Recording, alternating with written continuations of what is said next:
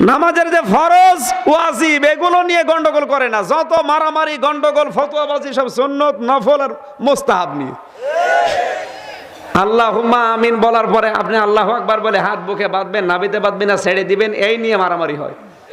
সালাম ফেরানোর পরে হাত তুলে মোনাজাত করবেন না হাত ছেড়ে দিয়ে করবেন, এই নিয়ে মারামারি হয়। এই যে দুইটা বললাম, অথবা ফাতিহার পরে জোরে আমিন বলবেন না আস্তে আমিন বলবেন, এই নিয়ে গন্ডগোল হয়। তিনটা নিয়ম বললাম, একটাও কি ফরজ না ওয়াজিব? তাহলে আপনি এটা নিয়ে মারামারি করছেন কেন? আপনার তো মরণের পরে হিসাব হবে ফরজ আর ওয়াজিবের। কথা বলেন না কেন?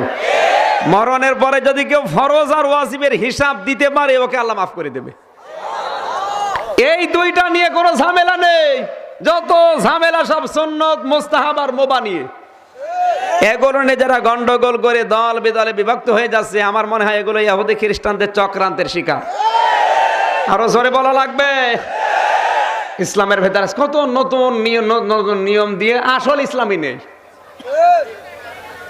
সুন্নাত আর বেদাত আমি এক কথায় বলছি, দ্বীনের মধ্যে বা ইবাদতের মধ্যে নতুন কিছু আবিষ্কার করা বেদাত, আর ইবাদতের জন্য দ্বীনের জন্য নতুন কিছু আবিষ্কার করা সুন্নাত।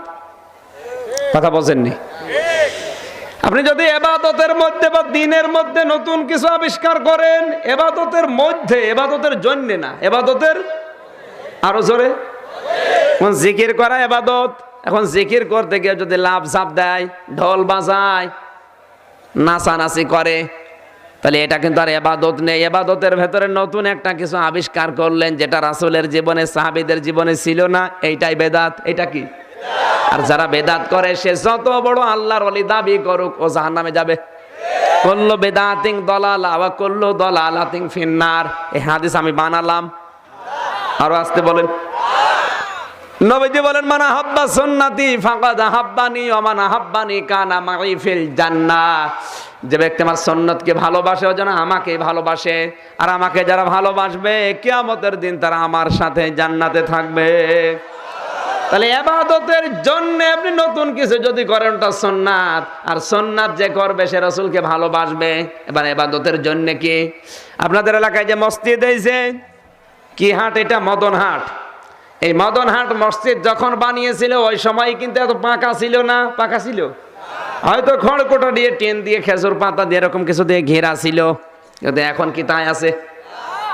আস্তে আস্তে বিউটিফাই হচ্ছে, মোজাইক লাগিয়েছে, টাইলস দিয়েছে, এসি করেছে। এই যে আধুনিক কায়দায় যে সরঞ্জামাদিগুলো লাগিয়েছে, এটা কি ইবাদতের মধ্যে না ইবাদতের জন্যে?